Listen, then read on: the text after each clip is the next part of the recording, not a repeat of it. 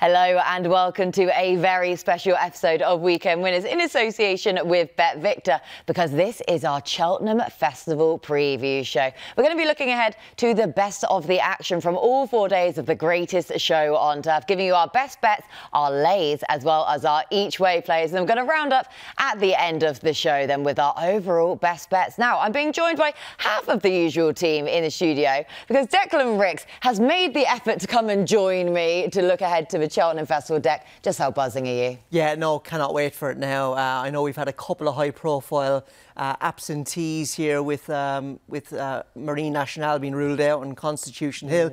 And also, if you were a backer of Ballyburn for the Supreme, he's gone for the Gallagher now. So, yeah, a couple of high-profile misses. But, look, it's going to be a great week. I think if you're backing winners and shouting and roaring at the TV, you won't care who's running. So, hopefully, we can provide a few winners. That would be great. And there was me thinking, when you said some high-profile people or horses that are missing, I thought you meant Sam Boswell in the studio. Yeah, I just can't believe Sam. He said he needed a holiday before his holiday at Cheltenham next week. So, you know, he's turned into a right diva since he started doing this. Hasn't he? You have to have one then post-Cheltenham as well. But fortunately, though, we have got a very able deputy, because we have enlisted Chris Poole yet again, who is sending in via voice call. Chris, great to see you again, and we brought you in for the big one. Yeah, pleased about that. Yeah, last time I was thrown in some very tricky flat racing, and a couple of weeks ago Sam said, do you mind doing this? I looked at the date and thought, are you sure you want to be off just before Cheltenham? But there you go. He stuck me in for the good stuff. Very much looking forward to it and looking forward to the week ahead. And Dex just said there, Chris, about the notable absentees. Are you sitting in a good place because of these notable absentees? Your Marine Nationales, well, we have to know exactly where he's going to end up then later in the season, but of course Constitution Hill as well. Are you sitting pretty right now? As far as anti-post is concerned, yeah, I mean, we don't like to see these horses missing clearly from a spectacle point of view, but from a bookmaker's point of view, it hasn't been any better, really, anti-post. Everybody was back in Marine Nationale sort of throughout the whole winter, and obviously Constitution Hill was a cornerstone of many multis. So it's a shame they're not running, but from a profitability, yeah, the anti-post couldn't be any better for us, to be honest.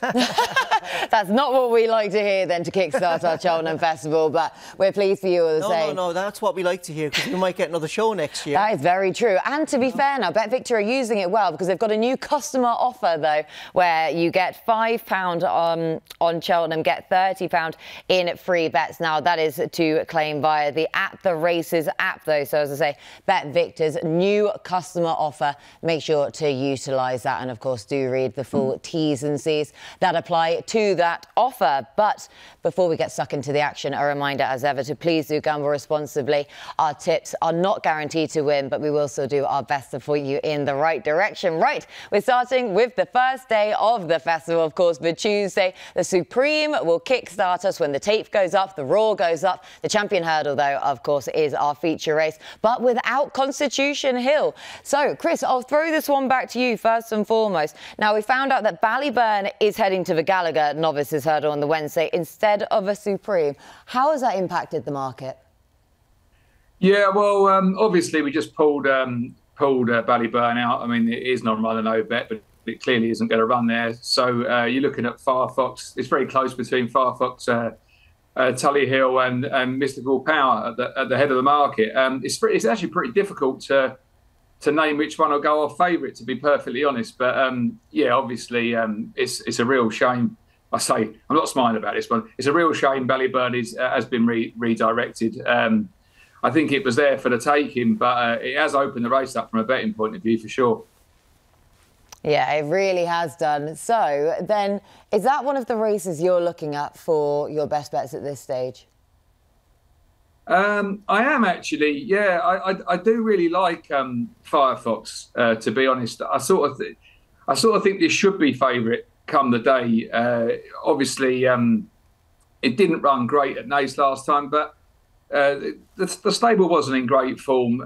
Maybe the 2 mile 4 trip was a bit beyond it, and the market was very, very against it that day. And I always look at this sort of thing, and you know, it was like 6-4 out to 15-8, and it's sort of the market got it right. Like I say, the horses weren't running great. If you take that run out, Obviously, Ballyburn did need it a little bit at Fairyhouse when they met, but he was an impressive winner that day. And you know, you take the Nace run out, and I just think Firefox, it's always been aimed at this race. There's been a little bit of jiggery pokery with some of the other runners. Where are they going to run? There was no doubt where this one was going to run. Gordon Elliott's named this the target from a long way out.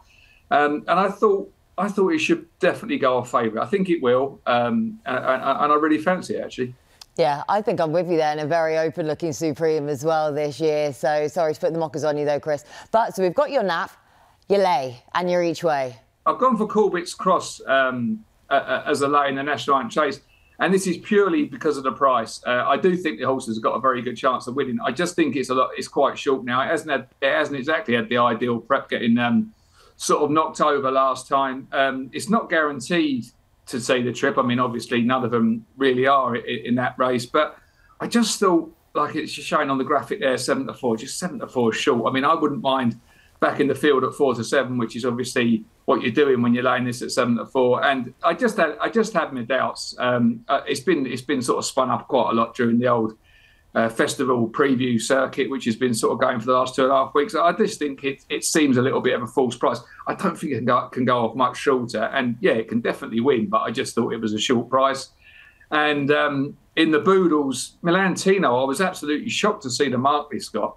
You know, sort of like a summer horse mark, really, 126. And I watched it last time against Sagino, and I thought it hurdled really well, and it just looked to me like Boodle straight away. You know, it was never going to get near Sagino, but it's now run over the course twice. And, you know, I just thought it was a good mark. So that's why I said each way. I mean, it's not the biggest of prices, but I think it's very, very solid and should come in the frame. And obviously on the day, you're looking probably, I mean, it's 5 places at the moment. There might even be another extra place. Who knows? There will be a lot of extra place races at the festival. And sort of one thing to mention early on in the show is you are probably better off now waiting for the day of the race for your bets if you can, because there will be a lot of extra place races. The markets, it's almost like the end of a car boot sale at the moment. You know, everyone's dived in early for the bargains. You know, they've all ripped into your boot for the good stuff, and all you're left with now is sort of like the Airwolf DVDs and stuff at the end of it, and you're not really going to get any value. So I think probably you are better off now waiting for the day, and obviously you get best odds guaranteed on the day as well, which can come into play. So there isn't a huge amount of juice now.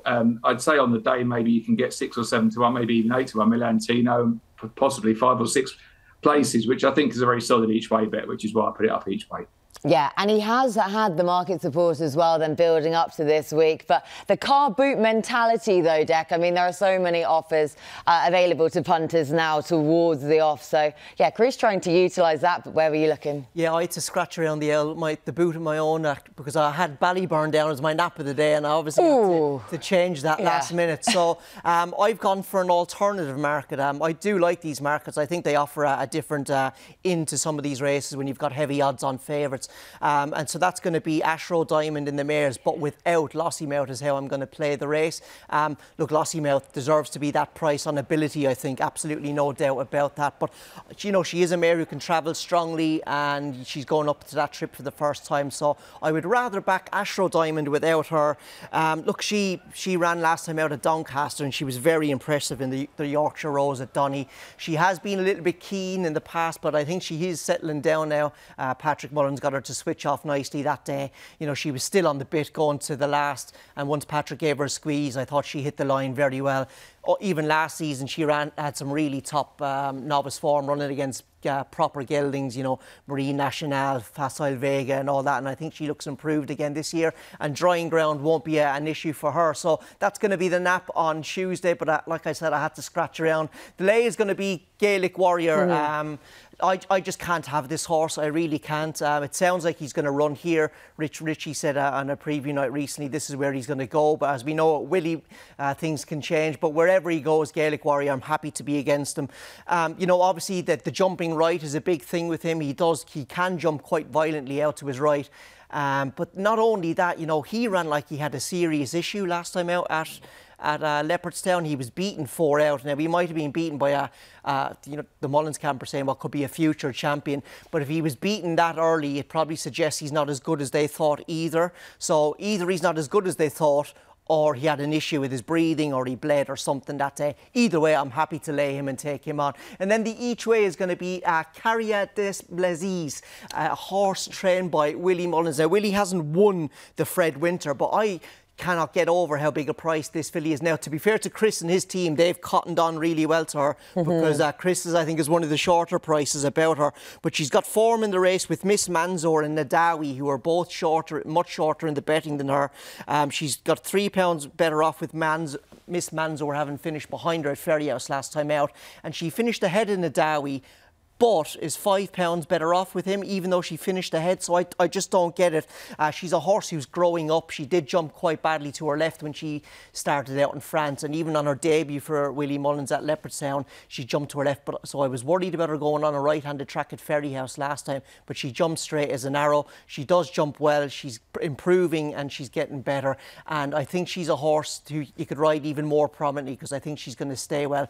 I'd be a little bit worried about quickening ground for her, just because it's an unknown, but in terms of weights and measures and prices, I think she can run a big race in the Fred Winter. The traders haven't missed. The wise BetVictor traders have not missed that. No, likeable, very, very likeable. I'm with you on one of yours, but that's on your lay, because my nap is actually going to come in the same race, and that's going to be Il Était Temps, who I know he's got the question marks over the Cheltenham form. His 2 runs at Cheltenham, he's finished 5th on both occasions. I don't think it's a Cheltenham issue for this horse, though, because he has the mental constitution. Don't let the hood fool you. The mental constitution to be able to cope with it. It was just last year in the Supreme, which I led him up in. He just missed those hurdles coming down the hill. It put him on the back foot. He wasn't beaten overly far. Yeah. And even prior to that, in the Triumph hurdle, he still wasn't beaten overly far then. So it's not as though he was blowout. And the Arkle now, because of course it's got the very changed look to it, with Marine Nationale not taking up his engagement, well, previous entry then, that it's got a very open look to it. He's a solid play. I'm not entirely sure who Poole Townend's going to ride. Is he going to get the call on Il Était Temps, or is Danny going to keep the ride on him? It's going to be important, isn't it? Massively. And I tell you one thing, I know Il Était Temps wasn't allowed to go down Gaelic Warriors inside at Limerick, but he'll have to be allowed to go down at Cheltenham, or he's how going to be in trouble. How it changes, how the tables have turned. Yeah, Il Était Temps, I just think he's solid. Tiny little horse, but so intelligent over fences. Gaelic Warrior as valet for all of your aforementioned reasons, Dak. The fact he was beaten before he unseated last time out, going back left-handed again. I can't have him on the back of that showing last time out at all. And then my each way, Love Envoy, 12-1 for the Mares Hurdle. Finished 2nd in the race last year. This is her trip. If the ground's soft as well for Cheltenham, that we haven't quite touched upon just yet, which is exactly what we're anticipating with the changeable forecast, but all of the soft ground building up to it. She'll love that. She'll relish the trip as well. So Love Envoy, though, for me in the Mares Hurdle, it's going to be the each way possibility. But that's everything then from day one, with all of our best bets, our lays, our naps, our each way plays. Now we move on to the Wednesday again. Same thing for all of us, all 3 bets. Now, of course, the Champion Chase takes centre stage, but we also have the Gallagher Novices Hurdle, where Ballyburn will run, then Brown Advisory, etc. Deck, how are you playing day 2? Yeah, day 2, I'm going to go in an alternative market again, but this is one that was the first choice of the market. I really like Captain Guinness without El Fabiolo in the Champion Chase. I just look at that Champion Chase and it looks like it's going to be run at a helter-skelter pace. I think Edward Stone's going to go forward, Elixir de Nuts, maybe Gentleman de Mee is in there as well still, and John Bon. And I just think Rachel Blackmore will get a lovely sit in behind the pace, tracking the leaders, get some good cover on a really likeable horse. Now, this guy has got some serious Cheltenham form. He was brought down in the Supreme behind Shishkin when still going well a few years ago. He was 3rd in an Arkle behind Shishkin again, I think, when he got into too much of a pace battle and did too much too soon that day. And then last year he was 2nd in this race behind an Ergemine. Now, I think the ground is drying out for him. I think that the drier the ground, the better his chance. So I can see him going really well there. I know Chris and his team haven't got a price up there, but I did see other bookmakers offering around 6 or 5-1 in that market last night. I think that's a very fair bet, so that's where I'm going to go for the nap. And then the lay is going to be Saint Wa in the Grand Annual.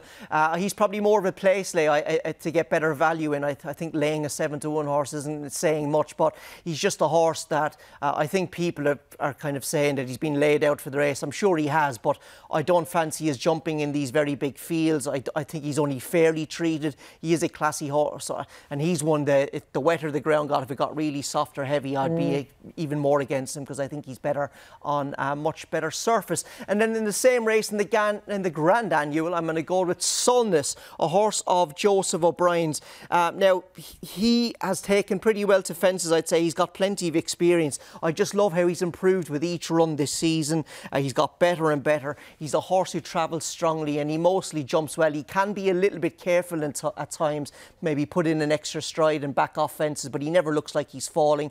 He's got form at one of the leading players in the race, Matata, who he gave an awful lot of weight to at Leopardstown, but I think he's going to be at least £10 better off with him at the current weights. It'll be interesting to see who Joseph lets ride. Could he put a claimer on again in Connor Stonewalter? Will JJ Slevin ride? Either way, I think he's suited to the race. Strong traveller, jumps well, and is coming into the race in good order. So that's going to be the each-way play on Wednesday for me. Yeah, Joseph O'Brien looks to have a really strong team this year as well, going to Cheltenham. Chris, you've heard Dec's thoughts. What are your thoughts on day 2? Well, my nap is extremely boring on day 3, to be honest. I didn't really want to put a short one up, but I have put El Fabiolo up as my nap in the Queen Mother, and mainly because, you know, very much like what Dec said, behind El Fabiolo, you've got John Bon, who's just coming on a disastrous prep. Really, I mean, things couldn't have gone really much worse last time, and Edwardstone seems very short to me based on, the front-running tactics worked really well last time. It had the race won after 2 fences, but now that's quite short. So I'm actually hoping that maybe on the day there's a little bit bigger around El Fabiolo, and I just think it's a certainty. I mean, like people do Kravitz jumping a little bit. It doesn't exactly wing them, but it's never really looked like falling, and its prep has absolutely just been A1, hasn't it? The price you see there, 2 to 5, it will be bigger on the day. I'm fairly sure of that, and I'm hoping that someone gets. There's plenty of short ones that people want to lay around Cheltenham, and come the morning of the race, hopefully you might get a bit of 8 to 13, 4 to 6, and for me that's a bet. Lay again, a little bit like Corbett's Cross. I'm only really going on the fact I think Malala Indo is a bit too short. It's definitely got a very good chance. Obviously, the classiest horse in the race for sure, but that cross-country course, there's been a lot of talk of how soft it is, and it doesn't drain very well, and you don't really want to be backing a horse at 7 to 4 with quite a few dangers. It's not like it's just going to jump round. So I thought 7 to 4 was a bit short. And my each way, Monty Star. Now, I've just mentioned the old car boot and not much value, but I do think there's an each way value in this race, because I don't think there'll be 8 runners. Looking at the field now and what's in it and what's going to other races, you could end up with potentially 6 runners here. So it's a bit snide. If you take the 5 to 1 each way before the 48-hour decks, I think you've got a nice each way bet there. And another reason is I'm not particularly keen on Stay Away Faye. I do think the favourite will probably win. But again, it's very short. I thought Monty Star, obviously Henry de Bromhead, absolutely mustard at the festival. Good prep, decent hurdler. I just thought it was a good each way. I mean, I'm not saying it's going to win, but that was the point of the each way bet there. Exactly that. And I totally agree with you, Chris, where I think that the Brown Advisory, it's going to cut up massively. When you look at the betting at the minute, what horses are going to either get stepped back down in trip or go up even further in trip there. I think we're going to have a small field. Hence why I think it's a fair price about my nap for the Wednesday, day 2, because it is going to be Factor File. I think the world of this horse. The old Florida Pearl route, bumpers, straight over fences. But my word, has he looked so straightforward. Quick, stamina, jumping accuracy. He has all the attributes you want for just a horse that could well develop into being an absolute superstar.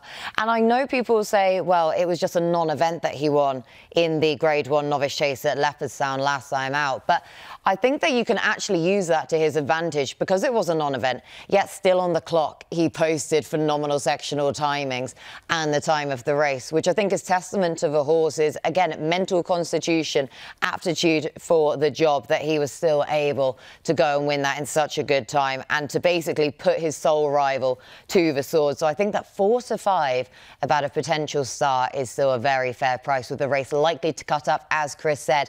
Now, I'm also going to the cross country for my lay, Galvin, who may not even run. So this is a bit of a cop-out of a lay, really, because if the ground is as soft as we're expecting, and notably on the cross country course from what we're hearing as well, it is pretty much, was even touch and go whether it was raceable only a few days ago. So if the weather is, again, as we predict, going into the festival and it is soft ground, Galvin may not even run. And if he does run, I think he'll hate the ground.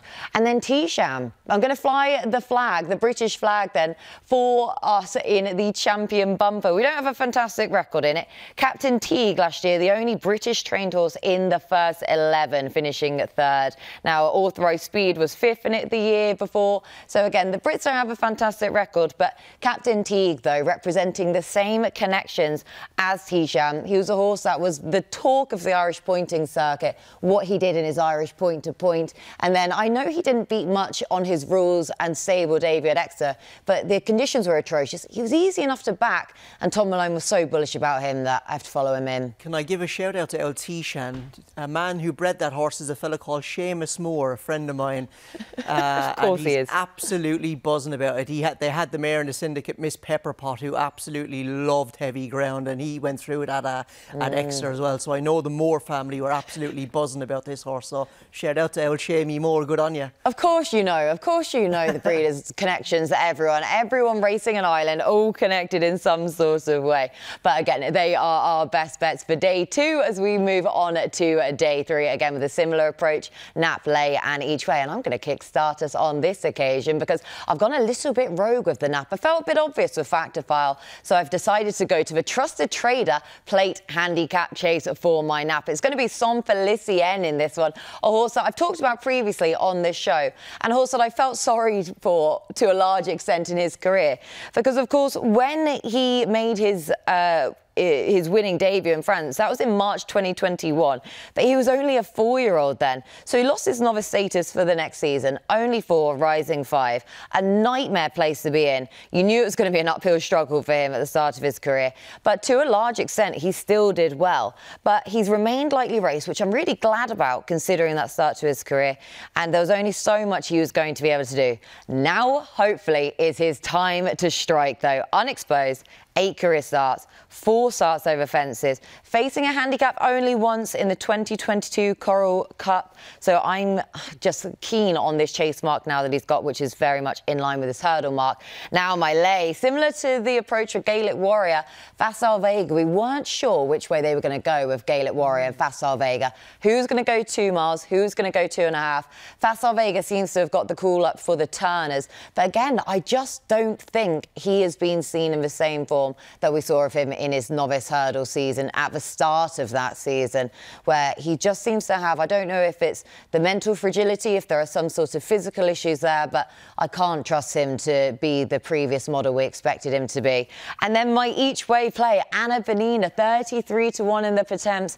I hope she's been plotted for this, because I think this might pretty much be her last run before she's sent off to stud at the end of this season. But I think nowadays, for all that she's a Scottish champion hurdle winner back in 2022, that she probably wants a trip nowadays, and she really snuck into the frame, finishing 4th, just qualifying at Musselburgh last time out. So again, a horse that I put up previously, probably about the same price, so no one else clearly followed me in on her. Yeah. But Anna Benina, though, then for the each way. But you like that drying ground, don't she? Yes, she will do. So hopefully, so I've kind of mixed it up with my ground really for certain horses, but yeah, she certainly will like it. But they're my 3. That's it. Right, who's up next, me or Chris? Go on then, Dec, you take it. I think this is the first scrap of the show, Chris. Here, we've been waiting. We have been waiting for this. So go on then. You make your case first, and Chris can bat it back. That's it. The nap for me on Thursday is going to be Ginny's Destiny in the Turners. I'll be more confident on him if Grey Dawning goes for the Brown Advisory. But I just really like this horse.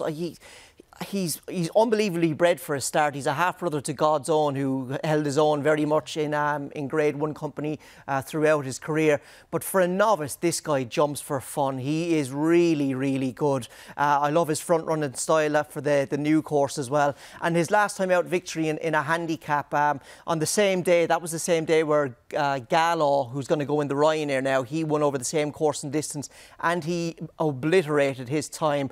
Not only was his overall time quicker, he was quicker from 3 out, and he carried 6 pounds more. So I think no matter what way you look at that form, it's a very strong piece of form. So he's going to be the nap for me. The one worry I would have, Kate, is just I don't want the ground getting too quick for him, because he looks quite a big horse, and I wouldn't say he's a bad mover, but he's a little bit maybe scratchy in front. So, you know, if it was getting to good ground, I would be worried. But go on, what were you going to say? No, just before you get to your lay. You and Chris are going to pick holes in me here. I'm not, but I'm going to give Chris the opportunity, should he want to, because for some reason I've got some sort of funny feeling he might want to take on your nap deck. Chris, would I be right in saying that?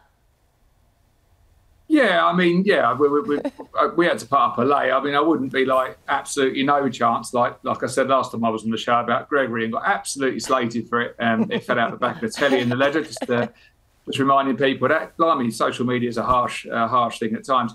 But yeah, no, Ginny Destiny, Deck's right, it does jump really well. I just think that it hasn't been anywhere near the quality of horses that it's going to be up against here. I'm not sure it's going to get a soft lead. I think there's plenty of horses. And Grey Dawning surely would have beaten it last time. I mean, he made an absolute Horlicks of the last. And for me, there's no comparison. I think, I mean, yeah, OK, it's a better jumper than Grey Dawning, clearly. But Grey Dawning jumped really well at Warwick. Grey Dawning, well, I think it definitely goes here, looking at the betting anyway, and what's been sort of said by Dan Skelton in the last few days. I think it goes here. I think that'll beat it for sure. Iroko's interesting. Yeah, terrible prep, but, you know, really, really classy horse. Fassar Vega that you've just slated could turn up on the day. I just think you've got a few chances to beat it. I think it's a strange one, because probably it's a banker for a place, but I just don't think it'll win. No, I don't think it will. But to be fair, Deck, I mean, Chris wasn't completely dismissive of your nap, so that was nice. Chris, obviously coming from his odds-making background, I think is just viewing everything through the lens of odds, which is exactly how we should be playing the game. Oh, exactly. Yeah, that's the first approach you should be taking with it. So what's your lay? The lay, I really struggled with the lay, and I'm going to get pelters for this. And I can't wait for this. I felt a little bit dirty laying him, because he did us a favour on the show last year. But I just think Envoy Allen now, as a 10-year-old, I'm happy to lay him at the price.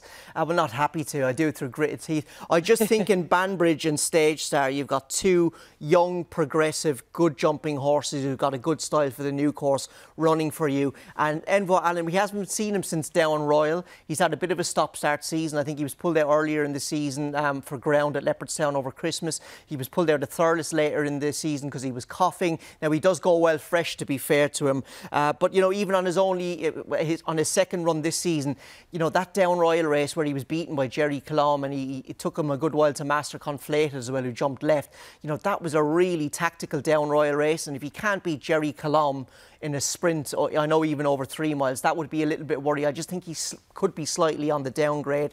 But yeah, I do that through gritted teeth. And then the each way selection finally to finish up on mine is going to be Highland in the Pertemps. Now, he did win a qualifier for this race at Cheltenham back in October, and he's only run twice since, and I really get the feeling that they've been targeting this race, which, look, obviously a lot of their trainers do the same thing. But he was a drifter when he ran at Newbury after winning at Cheltenham, and he shaped a hell of a lot better than the distance beaten.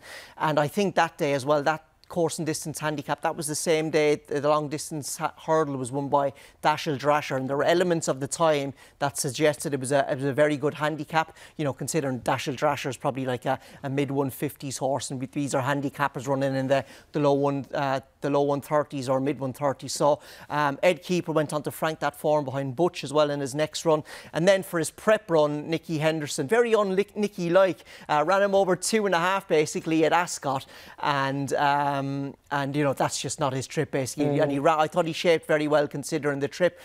Two key notes with this guy. I do think the better the ground, the better his chance. And the other thing as well, it's probably going to be a theme for the rest of the show. We're going to have to watch how the Nicky Henderson horses perform throughout the week. So if they're performing well and he gets some nice ground, I think he's handicapped to go close. Sage advice on the Henderson form. Yeah, we're just going to have to see how that unfolds. But, Chris, I mean, you've already stated your case then for your lay of day 3. But in terms of the nap, where are we looking?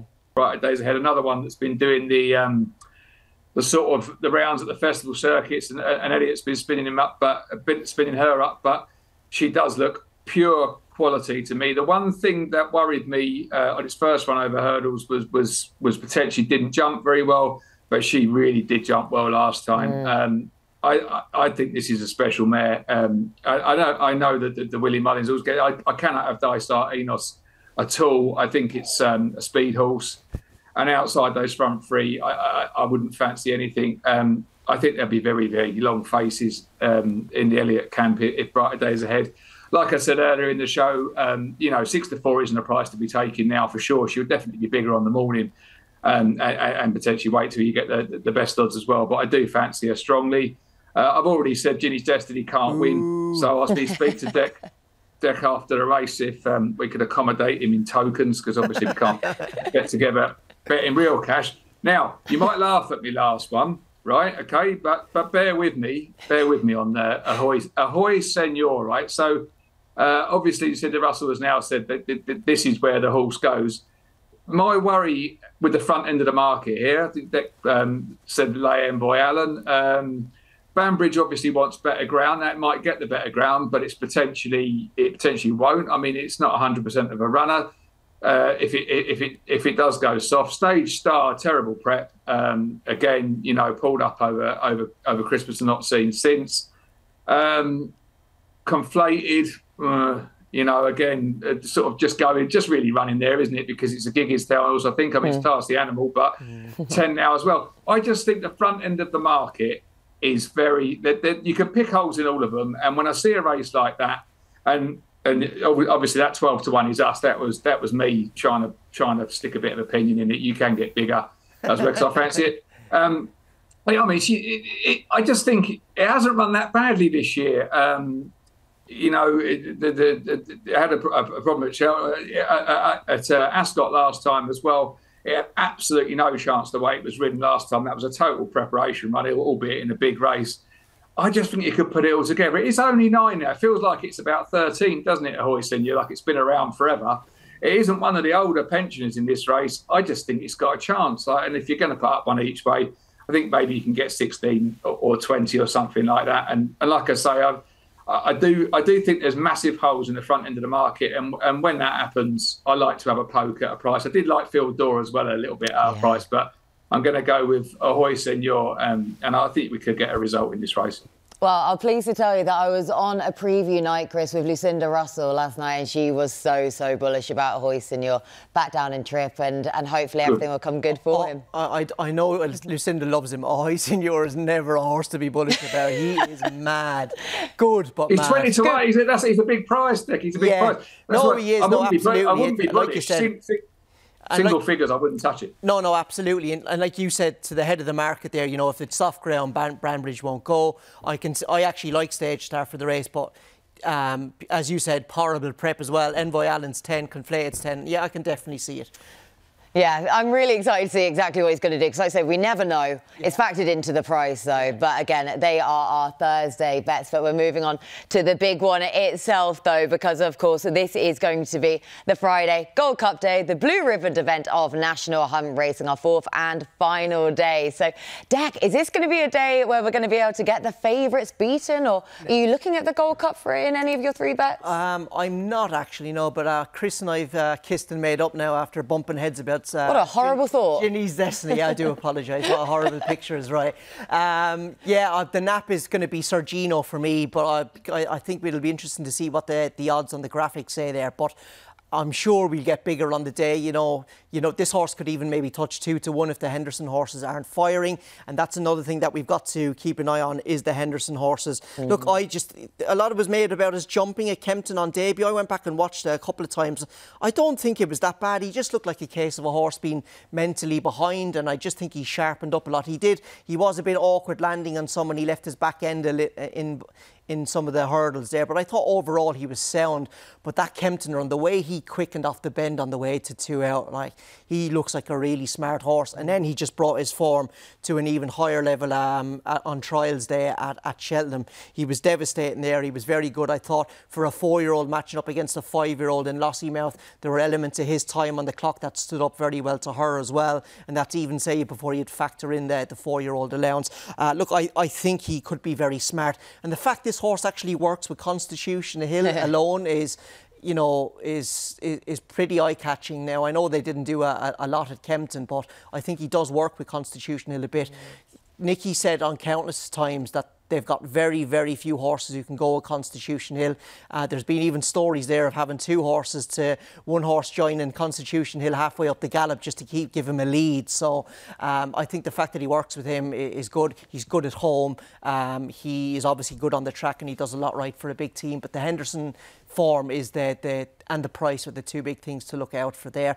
And then the lay for me, which I'm already offended by. Yeah. Myself and Katie Tracey are having an old scrap here now, because I'm going to lay Dino Blue. And like Chris has made the point countless times on the show already so far, this is just price related. I think you've got a good few things running for you here if you take on Dino Blue. One is obviously taken on the price. I think the official handicapper in Ireland's got her rated 159. Like, that's just way, way, way too big. I do like her. She does a lot right. She jumps well.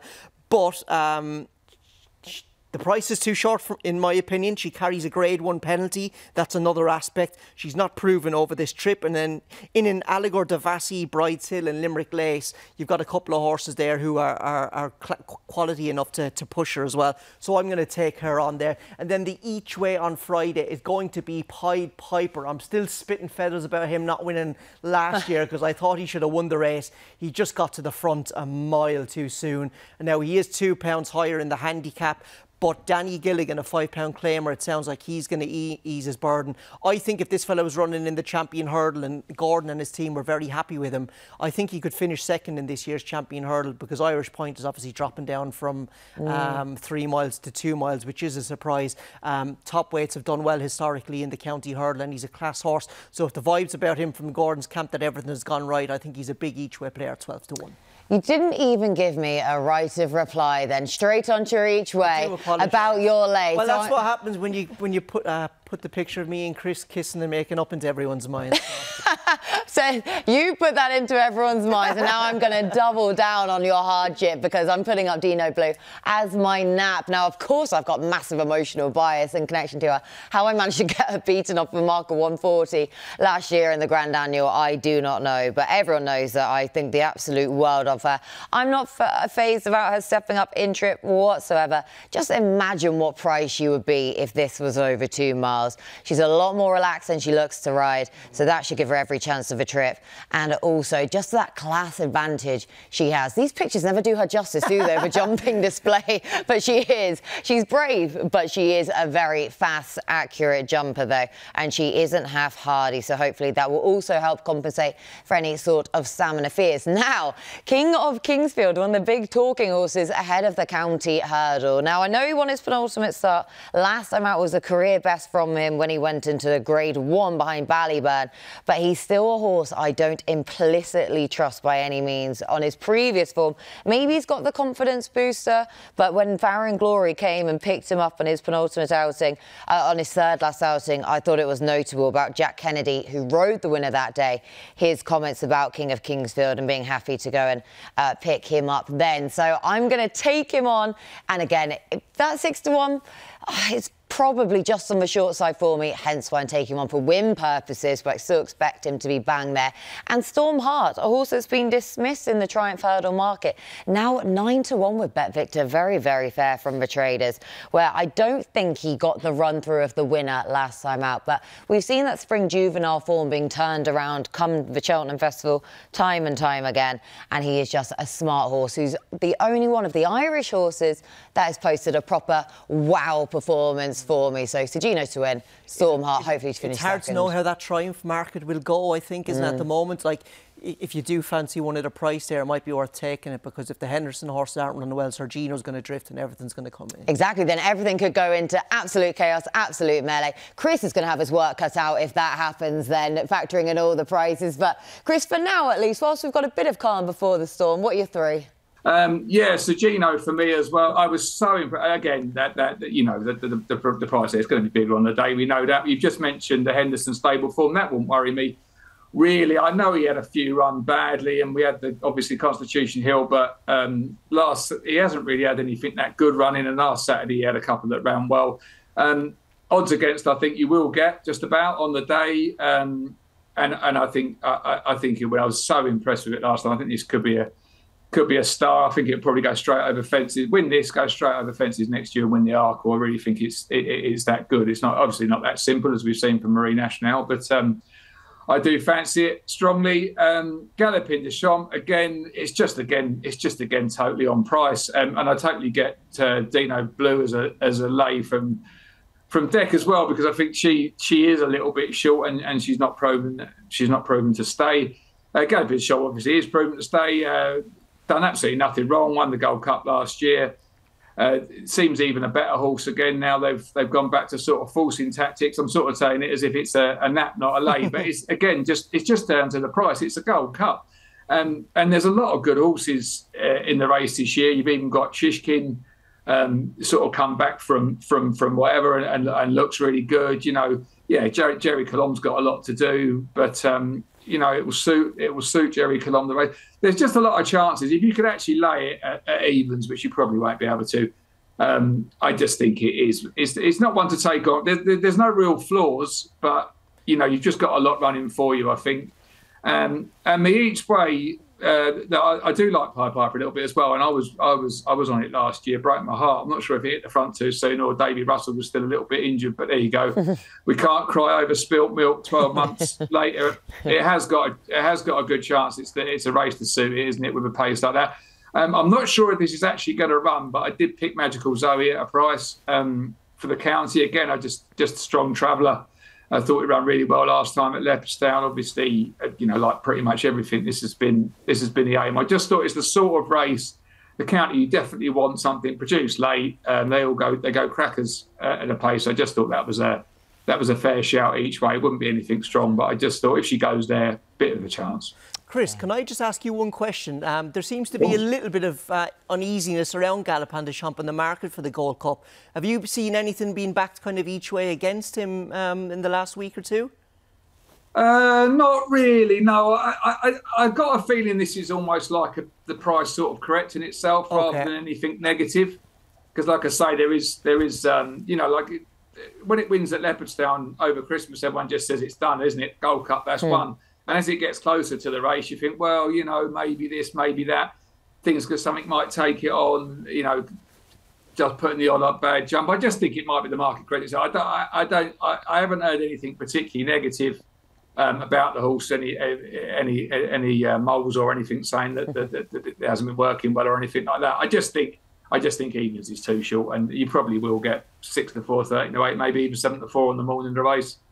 They're trying to be on the conspiracy train there, but yeah, probably it is just the market levelling itself off. But again, they are Chris's 3 best bets then for Friday. But that's all 4 days covered in this section. We're going to head over to the Sky Pad now to give you our best bets overall.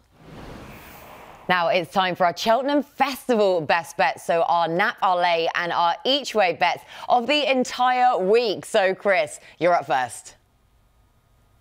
Yeah, even though I couldn't remember the name of her earlier, Brighter Days Ahead is the meeting nap. You know, it's tricky pinpointing one horse. I do really like Firefox as well in the Supreme, so maybe I should have gone for that as the nap on price grounds. But I just think this Brighter Days Ahead, like I said earlier, is a special mare. Done absolutely nothing wrong, cost an absolute fortune. Gordon Elliott seems to love her. And I think she'll oblige. Delay, again, I did say that Corbett's Cross, there's no way I'd fall off my chair if it won. I just think it's a very short price based on the prep this year. Although having said that, there isn't a great deal in the race. Embassy Gardens actually has been slated in a lot of preview panels, which is good for me because I'm going to back Embassy Gardens, so I want him to go a bigger price. I don't think he's done anything wrong. I know he blew out Cheltenham last year. And Ahoy, Senor, at a double figure price. Now, this is purely because if this happens to win, I can just keep going on about this for months and months and months and say that I put it up on Weekend Winners. My second appearance, that's why I put up Ahoy, Senor, because a lot of people will say, how on earth can you tip this horse? But like I said, I think there's a doubt at the front of the market. And it would be great to see Ahoy, Senor put it all together. Although, having said that, I will be closing my eyes if it gets to the last fence 2 lengths ahead, because I could just see it blundering and getting caught up the hill. So I should be closing my eyes. I tend to do that at the last fence anyway. Ever since Barton Bank in the King George, you have to be able to remember that. I backed that heavily, and it fell at the last one about 20 lengths clear in the King George. And since then, I can never look at the last jump if I've had a decent bet. Sorry, a bit superstitious, but that's what it is. So I look a bit of an idiot, closing my eyes over the last fence if I've had a bet. Superstition always has place in this, as does bragging rights for sound reasoning for your bets deck as well, which Chris has nailed there with Ahoy Senor. Could be worse. You could be Rich Richie paying millions of pounds for all these horses and not watching any of the races at all. That's very true. So we digress. Yes, we'll get on to the nap. Ballyburn in the Supreme was actually going to be my nap, but he doesn't go now, so I've had to change tack a bit. I really like Ashrow Diamond without Lossy Mouth in the mare's hurdle. She's just a progressive mare. Her form has been frank left, right and centre. She jumps very well, and I think drying ground will be a big asset to her because she's got a nice touch of pace about her and she's a lovely moving mare, but stays this trip as well. The lay is going to be San Wa. I'm happy to place lay him. Look, he's a classy horse on his day, but I think I can see his jumping falling apart in a big field like this. He'll need a lot of luck. He might get a nice spot down the inside with plenty of room to jump, and if he does, he's dangerous, but I'm happy to lay him in the place market on the day. And then the each way, I'm actually quite sweet on this filly in the Fred Boodles, which is mental. I never really have a fancy in this race, but Carrier des Blazes is way overpriced for me when you look at the form of Nadawi and Miss Manzor. She was just behind her stablemate, but is £3 better off. She was in front of the third favourite for the race, but is now £5 better off. She's growing up all the time. She's former French bred, so she's or former French based, should I say. So she's got that good jumping background behind her, and I think a good prominent ride could see her take a bit of catching. So yeah, that'll do for me, and hopefully we can break Willie Mullins' hoodoo in the Fred Winter. And of all the races to go for the each way, and you've gone for the trickiest one of them all. Nicely done. I haven't kept it, I think I've kept it a little bit more straightforward with that than with my own 3 best bets, because my nap is the aforementioned wonderful fact to file in the Brown Advisory, a race that I'm expecting to really cut up. It won't faze him by any means. He only faced one rival last time out, managed to beat him. Small field, big field, I think it'll all come the like to a very, very straightforward horse. 4 to 5, I actually think is a pretty fair price about a potential superstar. Facile Vega, then my lay in the Turners Novices Chase. I just don't know where we are with this horse nowadays. He has all the ability in the world, as we know, to go with that breeding, but I just don't know if the occasion's going to get to him again this year. And the each way, Anna Bonina in the Potemps, 33 to 1. Hopefully she has been the plot job then for this, after that staying on at 4th place finish at Musselburgh last time out to qualify her for the final itself. But they are our best bets ahead of the 2024 Cheltenham Festival, and that's everything from us on this show. So a big thank you to Chris and to Dec for all of their hard work. A big thank you to you at home for watching. Best of luck with your bets all over the week, and enjoy the Cheltenham Festival.